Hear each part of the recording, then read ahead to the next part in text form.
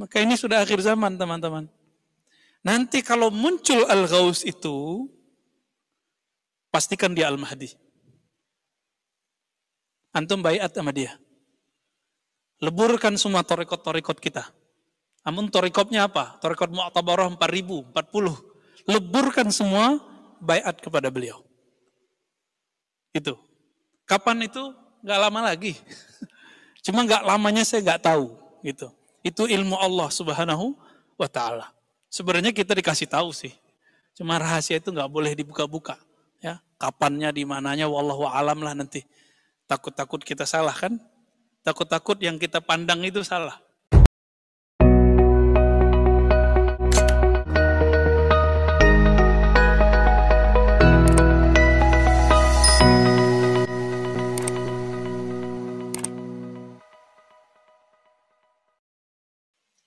Assalamualaikum warahmatullahi wabarakatuh. Alhamdulillah rabbil alamin. Hamdan yuafi ni'amahu yukafi'u mazidah. Asyhadu an la ilaha illallah. Asyhadu anna Muhammadan abduhu wa rasuluh. Allahumma salli wa sallim wa barik ala sayyidina Muhammad sayyidil wujud sayyidil awwalin wal akhirin wa ala alihi wa ashabihi wa li baitihi wa zurriyatihi jama'in. Amma ba'du. Ya, fadal. Marhaban. Baik teman-teman yang makan Allah, mari kita mulai kajian kita pada sore ini sebagai ikhtitam dulu di tahun ini ya. Biar kita istirahat sejenak. Insya Allah nanti kita lanjutkan di pertengahan Januari, insya Allah. Kitab yang kita kaji, Zubat Khulasati Tasawuf, sebagaimana teman-teman sudah punya sebagian ya. Sebelumnya kita sudah sampai di muqaddimah mengenai alam. Maka sebelumnya naqra al-Fatihah, kita baca surah al-Fatihah, nuhdiha ila Sayyidina Muhammad sallallahu alaihi wasallam wa Sayyidina al-Mahdi khalifatillah wa Sayyidina Baliya ibn Mulkan al-Khidir alaihi salam wa lil muallif al-Imam Izzuddin bin Abi Salam wa shaykhihi Abil Hasan al-Shazili wa Sultan al-Awliya Abdul Qadir Jilani wa Syah Naqsyabandi wa Sidi Ahmad Tijani lahumul Fatihah. A'udzu billahi minasyaitonir rajim. Bismillahirrahmanirrahim. Ar-Rahmanir-Rahim. Maliki yaumiddin. Shiratal ladzina an'amta 'alaihim ghairil dhalin. Amin. Enggak bisa di depan aja. Terganggu enggak, Edo? Depan. Aman. Ya, di maju sini aja, hadapnya ke saya. Ya, fadal. Ya, fadal, fadal.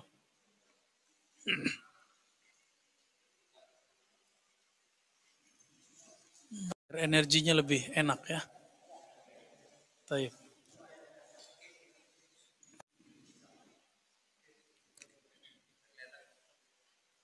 Baik.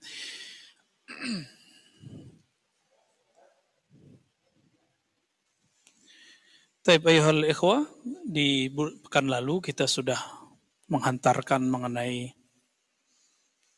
awwalu qadamin rafa'ahu min dari malakihi atau mulkihi ya. Jadi alam pertama yang kita sedang jejaki ini disebut alamul malak.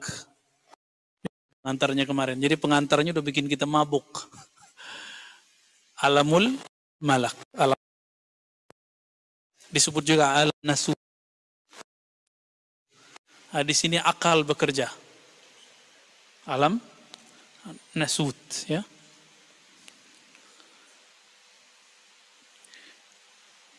Apabila Allah Subhanahu wa taala Al-Wahib Al-Karim yang maha memberi anugerah dan maha karim berkehendak kepada salik, kepada murid, naik pangkatlah dia menjadi murad. Masih ingat? Awalnya dia murid. Apa arti murid? Orang berkehendak usul ilallah. Hendak sampai kepada hadirat Allah Subhanahu wa ta'ala. Maka dia berjuang untuk meristirahatkan akalnya. Supaya akalnya lebih kuat. Jadi afala ta'aqilunnya lebih kuat. Tadinya dia berakal dengan materi, sekarang berakal dengan immateri, yaitu qalbu. Ya. Maka Allah angkatlah dia dari alamul malak, alam syahadah, alam nyata, pindah ke alam malakut. Malakut disebut alam malaikat. Itu sebabnya Sayyidina Ibn Abbas itu Allah izinkan melihat Jibril 2 kali. Antum ngeliat kabur.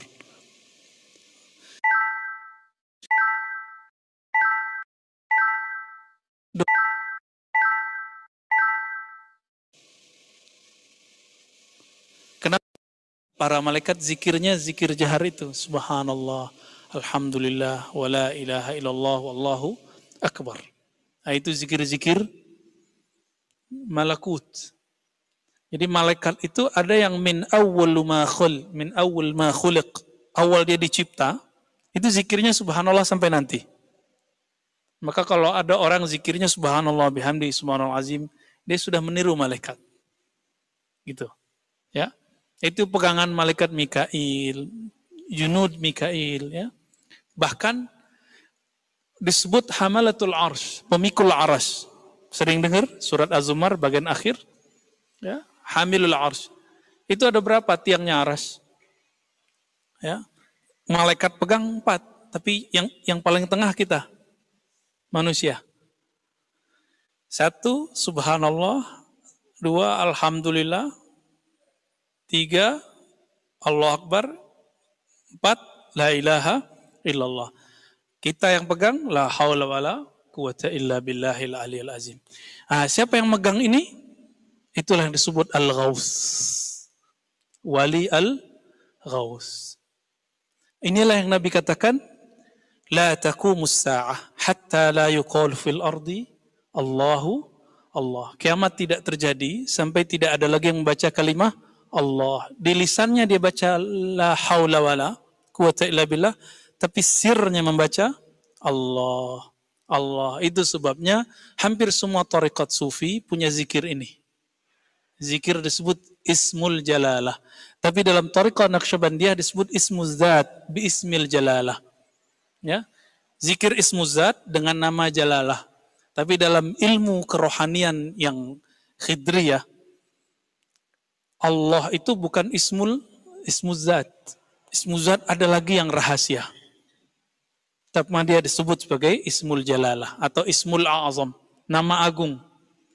Siapa yang ingin memuliakan Allah, maka di kolbunya harus ada nama ini. Ya. Maka kita zikir, ya, berapa kali minimal? Awal ketemu saya berapa dulu? 1000, ya kan? Latihan aja. Itu latihan, bukan pembatasan. Aqallu ma yaqra' bidzalika salik. Minimal. Nanti naik 200, 2000, naik 5000, naik bertahap. Karena antum nggak mungkin kan khalwat 40 hari. Ya, yang menghidupkan khalwat 40 hari dulu kan Maulana Al-Imam Suhrawardi, murid Syekh Abdul Qadir Jilani. Tapi kemudian itu hilang, habis dimakan zaman, dihidupkan kembali oleh Maulana Khalid Al-Baghdadi Ad-Dimashqi. Beliau menghidupkan. Tarekat beliau Naqsyabandiyah Al-Mujaddidiyah. Karena belum mentajrid ditambah khalwat disebutlah Khalidiyah. Ini yang berkembang di hampir semua wilayah Indonesia. Adapun tarekat Qadiriyah wa Naqsyabandiyah, Naqsyabandiyahnya bukan ke Khalidi, tapi cuma sampai Muzhariyah. Imam Khalid tadi juga Muzhariyah. Makanya terjadi konflik antara mereka dulu. Ya, konflik. Kenapa nih Maulana Khalid kok buat arba'in lagi? Bid'ah ini gitu. Dijawablah oleh muridnya, dijawab oleh beberapa masyaikh dan masalah itu sudah selesai. Ya. Di Indonesia, khususnya Sumatera, Banten, itu mereka zikirnya seperti itu. Sampai ke Jawa Timur saya lihat yang Khalidiyah, mereka punya khalwat 40 hari. Ya. Adapun di Syaziliyah masih, cuma Syaziliyah mereka suhbah lebih banyak daripada khalwat. Ya, suhbah, bersuhbah, ngaji, ketemu, khidmat kepada guru, itu lebih banyak. Karena suhbah itu kadang lebih berat daripada khalwat. Kalau khalwat ngurus diri. Kalau suhbah ngurus ego. Lebih berat ngurus ego. Ya, antum harus nanggalin jubah-jubah keilmuannya, gelar-gelarnya, gelar-gelar ilmiahnya, gelar-gelar kiainya. Copot semua itu, baru benar suhbahnya. Kalau enggak jadi murid sadik, jadi muridnya murid kazib. Banyaklah murid kazib sekarang ini. Yang hanya mengikuti kiai, guru, syekh, ustadz, mursyid, karena ada hajat dia pada guru itu. Kalau hajatnya selesai, dia tinggalin. Ya. Nah, itu alamul malakut.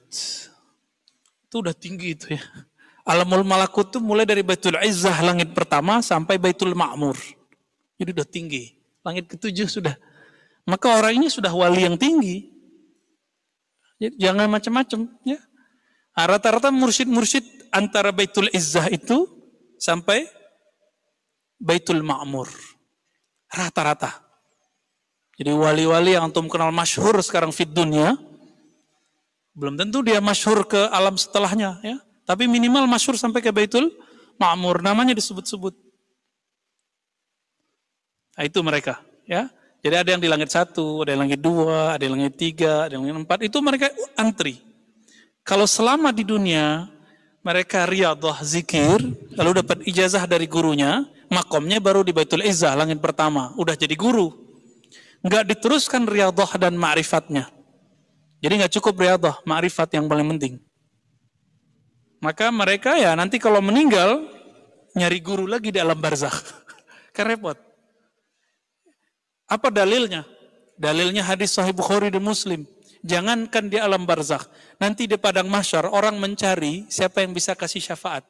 Cari guru, sang maha guru. Datanglah mereka ke Sayyidina Adam. Apa kata Nabi Adam? Saya udah nggak bisa ngajar, nggak bisa kasih syafaat. Datang ke Nuh. Kata Nuh, saya nggak juga bisa. Datang ke Ibrahim. Ibrahim bilang apa? Musa. Musa, Aisyah Nabi Muhammad Sallallahu Alaihi Wasallam. Kalau nggak diizinkan Nabi Muhammad, para nabi nggak dapat izin. Umat Nabi Muhammad duluan dapat izin daripada para nabi. Itu bisa bayangkan. Lebih keren kita kan? Lebih keren kita umat Muhammad. Itu sebabnya Nabi Yuna Musa alaihissalatu wassalam berdoa, ya Allah, jika aku bukan nabinya umat akhir zaman, tolong jadikan aku bagian dari mereka. Begitu Nabi Musa menanggalkan pakaian kenabiannya. Nabi Musa loh ya. Jadi coba tuh ya, antum yang punya ilmu macam-macam, tanggalin tuh. Pasti Allah angkat.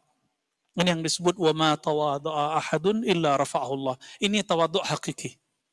Tidaklah bertawadhu' seseorang, tidaklah seseorang menanggalkan egonya, jubah-jubah dirinya. Saya murid si fulan, saya dapat ijazah dari fulan, saya tamat di sini, saya tamat di situ, saya hafiz Quran, saya hafiz hadis, saya jago fikih. Tanggalkan itu, baru sah disebut bersuhbah. Nanti orang ini Allah sendiri akan naikkan dia. Semoga kita termasuk mereka, amin ya rabbal alamin. Ini yang disebut nasab rohani, teman-teman.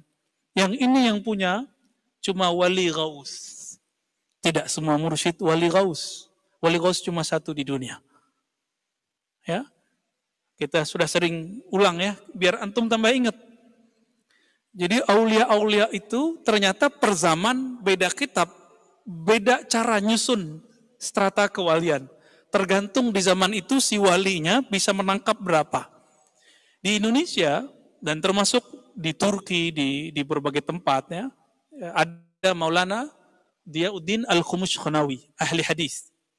Ya, beliau punya kitab judulnya Jami' Usul Aulia. Di situ menulis tentang strata para wali. Tapi beliau menyebutkan kutub cuma satu. Kutub yang satu itu namanya Al-Kutub Al-Ghaus. Namun kalau mengikuti sistem kenabian, berapa jumlah nabi? 124.000. Maka wali Allah ada 124.000 setiap masa. Berapa jumlah rasul? Yang masyhur 313. 313. Lalu yang disebutkan di Quran 25. Maka jumlah gaus itu cuma 25. Jadi dari dulu sampai sekarang dihitung dari zaman Sayyidina Al-Husain sampai sekarang dan penutupnya 25. Kalau dihitung-hitung gausnya sudah 24. Berarti tinggal satu dong.